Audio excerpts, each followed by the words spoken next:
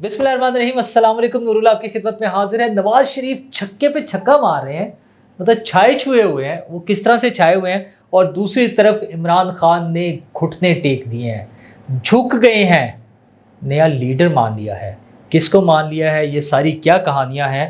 और एक और तरफ जाएं तो आरिफ अलवी साहब ने भी मायूसी की बातें शुरू कर दी। वो कह रहे इलेक्शन ही नजर आ रहे और अपनी जस्टिफिकेशन दे रहे हैं। वैसे उनका दिल कर रहा है कि लेट ही हो जाए इलेक्शन, ताकि उनकी सदारत चलती रहे। उनके पास बहुत अच्छा बहाना है इलेक्शन ना होने के लिए। मेरा ख्याल है सबसे ज्यादा ख्वाहिश अब आरिफ अलवी साहब की होगी, क्योंकि जब तक इलेक्शन नहीं होंगे वो कह रहे हैं कि मैं तो सदर ही हूँ। और इमरान खान समझदार आदमी नहीं थे, ये भी उनको लगता है, क्योंकि वो जो रेफरेंस भेजे थे और चीफ जस्टिस की तो तारीफों पे तारीफें किए जा रहे हैं। वो क्या कहानी है। लेकिन उससे भी पहले आपको बताऊं कि बुशरा बीबी से इमरान खान की प्राइवेसी में मुलाकात नहीं हो पा रही है, जिसकी वजह से इमरान खान साहब बड़े परेशान हैं। उन्हें टेंशन ये है कि प्राइवेसी में क्यों नहीं मुलाकात हो रही है। अच्छा, पता नहीं क्या ऐसी खास बातें हैं जो प्राइवेसी में करनी है। वकील साहब के साथ तो इजाजत मिल गई। लास्ट जो मुलाकात हुई है, उनके वकील ने लंबा चौड़ा सा ट्वीट मारा है और उन्होंने कहा कि अब मेरी मुलाकात जो है वो पहली दफा प्राइवेसी में हुई है, जिसमें कोई वो जो जेल एहलकार और कोई भी शामिल नहीं है। तो मैं अब अकेला जाके मिला है, बड़ा तीर मार लिया। चले अब देखते हैं कि अब क्या करते हैं। वैसे अब क्या करना क्या खान साहब ने, अब क्या पीछे रह गया। लेकिन दूसरी बात ये भी है कि वो कह रहे हैं कि बुशरा बीबी से प्राइवेसी में नहीं हो रही मुलाकात, ये करें। जिसके ऊपर खैर जो गपशप हुई है अदालत में, सरकारी वकील ने कहा जनाब मसला ही ना हो जाए कोई, बुशरा बीबी से प्राइवेट मुलाकात में नहीं, वकला के साथ, क्योंकि वो कह रहे हैं कि फिर बाहर आके सियासी बयान देंगे और पता नहीं क्या क्या करेंगे। लेकिन मजेदार बात यह है कि उनके वकील ये कह रहे हैं कि हमने हफ्ते में 6 दिन मुलाकातें मांगी हैं, जिसके लिए हमारे साथ बात हुई थी। तो यार फिर घर ही भेज दें, मतलब वो जेल किस बात की है। घर वो कमरे बड़े होने चाहिए, सोफे लगे होने चाहिए, बेड बिछे होने चाहिए, टीवी मुसलसल चल रहा हो, एसी लगा हुआ हो, वॉक करने के लिए जगह हो, एक्सरसाइज के लिए साइकिलिंग हो, और 6 दिन हफ्ते में मुलाकातें भी होती रहे। तो ये कौन सी जेल है। क्या मजाक नहीं कर रहे हैं वो लोगों के साथ। क्या तमाम कैदियों को हफ्ते में 6 दिन अपने रिश्तेदारों से मिलने की इजाजत होती है। लुट मची हुई है वैसे यहां पर ये कि अच्छा फिर बहाना। अब इस पे मैक्सिमम पता क्या आर्गुमेंट आएगा, नवाज शरीफ साहब की उससे होती थी, आसिफ जरदारी साहब की फलां से। ओ भाई, जो गलत कल था वो आज भी गलत है। मेरा तो क्वेश्चन ये बनता है, मैं जो बात पूछता हूं कि क्या अटक जेल में जहां पर और सॉरी बल्कि अडयाला जेल में, अब तो अडयाला जेल आ गया ना, अडयाला जेल में जहां और 700-800 कैदी हैं, क्या उन सबको भी हफ्ते में 6-6 दिन मुलाकात की इजाजत होती है घर वालों से, कि 3 दिन वकील मिल लें और 3 दिन घर वाले मिल लें। कोई ऐसा भी लुटमार है। और अभी 3 दिन हो रही है, हफ्ते में 2 दिन वकीलों से मुलाकात और 1 दिन बुशरा बीबी से मुलाकात। तो उनके ख्याल में ये भी कम है, थोड़ी सी ना मुलाकातें कम हो रही है, ज्यादा कर दें। कम से कम बुशरा बीबी की भी 2 दिन कर दें, और वो भी प्राइवेसी में।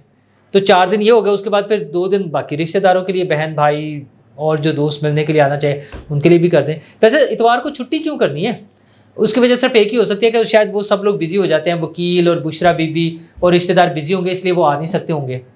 इतनी सी वजह है। वरना वो सारा दिन मुलाकातें ही रखें, बस सड़क पे बिठा दें उन्हें बाहर, सर यहाँ बैठ जाए, आते जाते लोगों से मिल लिया करें। मजाक है, अदालत है, सॉरी वो क्या कहते हैं, जेल है, सजा है, कानून है, कुछ भी नहीं। उनके लिए क्या है, बादशाहों वाला सिस्टम होना चाहिए कि हफ्ते में 6 दिन मिलवा दें जी हमें।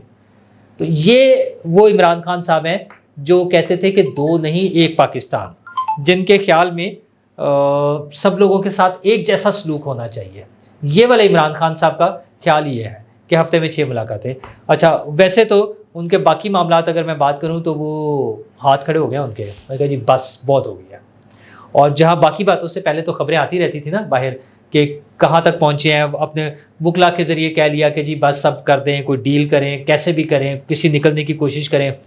बुशरा बीबी के हवाले से बातें चलती रही कि उन्होंने वो कतरी हुकाम से बाज़ जगहों पर बातें की हैं, जाके कोशिश की कि किसी तरह खान साहब को कोई रिलीफ मिल जाए, वो भी नहीं मिल सका। बाकी फैमिली के लोग कोशिश करते रहे, सारा कुछ हो लिया।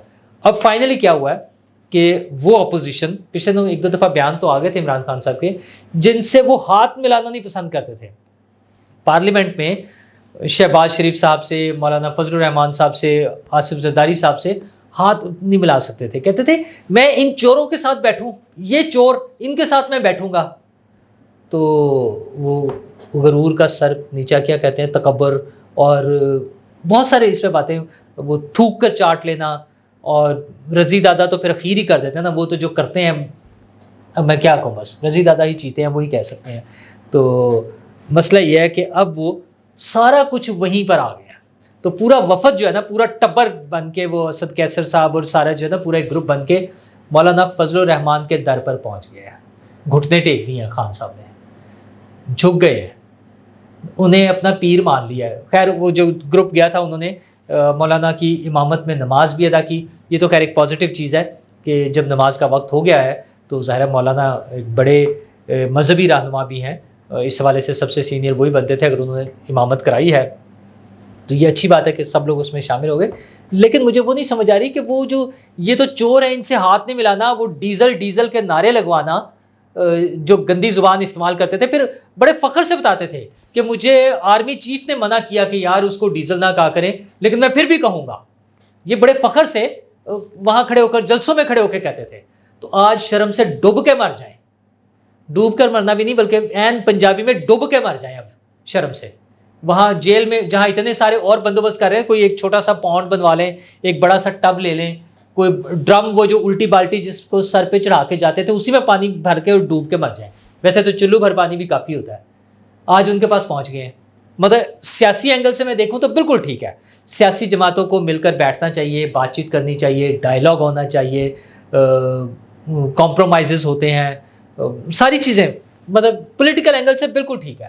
لیکن وہ جو انہوں نے ایک اپنے ہی سٹینڈرڈز کھڑے کیے ہوئے تھے, اپنے آپ کو آسمان سے اتری مخلوق سمجھتے تھے, اور جس چیز کی بنیاد پر انہوں نے ساری کیمپین چلائی اور جو نفرت پیدا کی لوگوں کے دلوں میں, وہ ان لوگوں کو نظر نہیں آ رہا. وہ جو عمران خان کی محبت میں اندھے ہوئے تھے اور عمران خان کی محبت میں سب کو گالیاں نکال رہے تھے, کیا اب بھی وہ اندھے ہیں؟ اب بھی نہیں انہیں نظر آ رہا کہ اب عمران خان صاحب اپنی پارٹی کے لوگوں کو بھجوا رہے ہیں کہ جا کے ان سے ترلے منتیں کریں کہ یار مجھے کسی طرح سے نکالیں, مجھے اس پروسیس میں شامل کریں.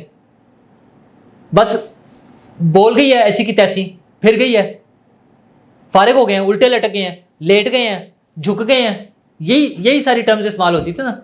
لوٹے ہو گئے ہیں عمران خان صاحب. کیا یار مذاق ہے. اپنے آپ کو کسی سسٹم کے تحت جو وہ بات کریں جو ڈویبل ہو, وہاں تک رہیں کہ کل کو شرمندگی نہ ہو. لیکن شرمندگی انہیں ہوتی ہے جن کے پاس کوئی شرم ہوتی ہے. یہ عمران خان صاحب تھے, یہ ان کے نعرے تھے, یہ ان کے دعوے تھے, یہ آسمان پر چڑھے ہوتے تھے, یہ پہاڑوں سے نیچے نہیں اترتے تھے, یہ کسی سے ہاتھ نہیں ملانا چاہتے تھے, یہ کسی کے ساتھ بیٹھنا نہیں چاہتے تھے. اب ترلے منتیں کرتے پھر رہے پیچھے پیچھے. میں کیا کہوں کہ کس کی طرح پھر رہے ہیں, آپ سمجھ ہی جائیں, بس خود ہی سمجھ جائیں کہ کسی طرح کوئی بس ذرا سی لفٹ کرا دے کوئی. یہ اوقات ہے عمران خان صاحب کی. میں پھر کہوں گا پولیٹیکل موو کے طور پہ بالکل ٹھیک ہے, لیکن جب یہی کام نون لیگ اور پیپلز پارٹی کرتے ہیں, یا نون لیگ اور پیپلز پارٹی اور مولانا فضل الرحمان مل کے بیٹھتے ہیں, تو وہ مکمکا ہو جاتا ہے. اور جب عمران خان صاحب ان کے پیچھے پیچھے پھر رہے ہیں, ان کے ترلے منتیں کر رہے ہیں, تو یہ سیاسی حکمت عملی ہو گئی ہے. یہ کوئی بڑی اعلیٰ اور عرفہ بات ہو گئی ہے. یہ بھی اتنے ہی شرم کی بات ہے, بلکہ یہ اس سے زیادہ شرم کی بات ہے, کیونکہ وہ شرم کی بات نہیں تھی. وہ تو پولیٹیکل پروسیس ٹھیک ہے کر رہے تھے اور تھرو آؤٹ کر رہے تھے, اور وہ اس کو آن کرتے ہیں کہ ہم یہ کرتے ہیں, ہم مل جل کے چلتے ہیں, ہم بات چیت کرتے ہیں, لڑتے بھی ہیں, پھر بیٹھتے ہیں, پھر بات کرتے ہیں. یہ آسمان پہ تو یہ چڑھا ہوا تھا نا, تو وہ سب کچھ فلیٹ ہو گیا ہے, سیدھے سیدھے سے نیچے آ گئے ہیں, عقل آ گئی ہے. اور وجہ کیا ہے؟ نظر آ رہا ہے کہ نواز شریف بازی لے گیا ہے. اس کے جو چھکے پہ چھکے لگ رہے ہیں نا نواز شریف کے, کھلاڑی یہ تھے, کرکٹ کی باتیں عمران خان صاحب کرتے تھے, لیکن وہ جو ہے نا اس وقت میدان میں چھایا ہوا وہ ہے نواز شریف ہے. سارے معاملات یوں سیدھے ہوتے جا رہے ہیں اس کے کہ ایسے لگ رہا ہے کہ جیسے ہر فرد, ہر بندہ جو ہے نا انہی کے لیے کام کرنے پہ لگا ہوا ہے. وہ پہلے ضمانتیں اس نے گرفتار نہیں کرنا, نیب کے بیانات, آج پھر وہ جو ہے عدالت میں وہ پرانی اپیلیں بحال ہو گئی دونوں بڑے کیسز میں. اس کو اعظم نذیر تارڑ صاحب کہہ رہے کہ اسی کو آپ ضمانت سمجھیں, یہی ضمانت ہے, یہ جو اپیلیں بحال ہوئی ہے نا, بس اس کو ضمانت سمجھیں آپ, ٹھیک ہے, اور فری ہیں, فارغ ہے, کوئی مسئلہ ہی کوئی نہیں. نیب والوں نے صاف جواب دے دیا کہ ہم نے تو کوئی نہیں گرفتار کرنا. عدالت نے بار بار ان سے پوچھا ہے کہ آپ نے گرفتار کرنا ہے, انہوں نے کہا نہیں جی ہم نے نہیں گرفتار کرنا.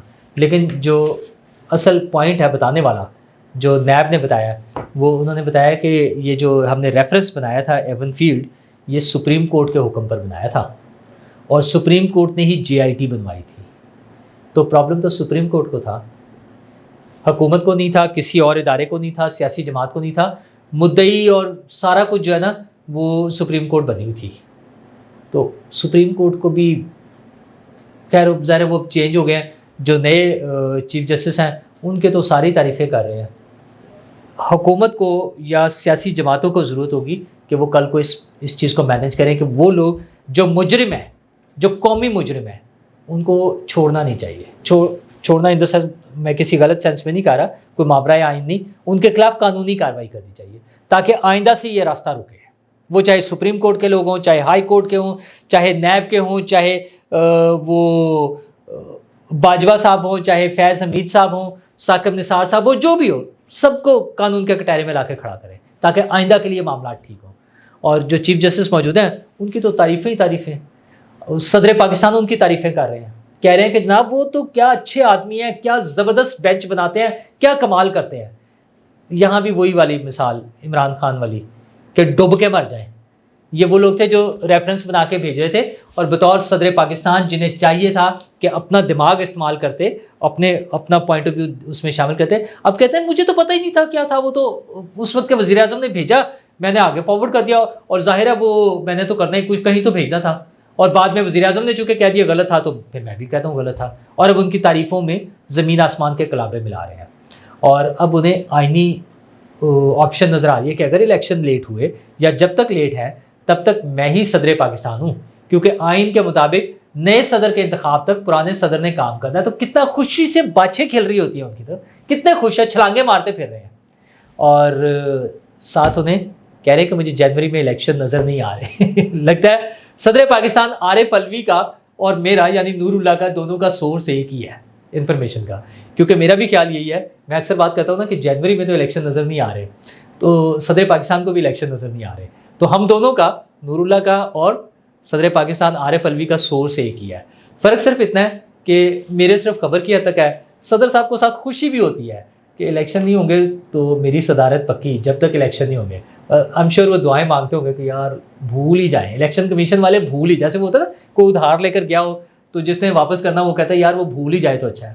تو صدر صاحب سوچتے ہوں گے کہ الیکشن کمیشن والے جو ہے نا الیکشن کو بھول ہی جائیں تو اچھا ہے، حالانکہ وہ بھول نہیں رہے. انہوں نے ساتھ ہی پریس ریلیز ایشو کر دی ہے. صدر صاحب کا انٹرویو چلا حامد میر صاحب کے ساتھ، اور ان کا جناب اگلے دن پریس ریلیز آ گئی. آج انہوں نے کہا جی یہ کیا چکر ہے، ہم نے جنوری میں الیکشن کرانا ہے. تو اب دیکھتے ہیں کہ صدر صاحب کی خواہش پوری ہوتی ہے اور میری خبر پوری ہوتی ہے یا الیکشن کمیشن کی تردید صحیح ثابت ہوتی ہے. شکریہ.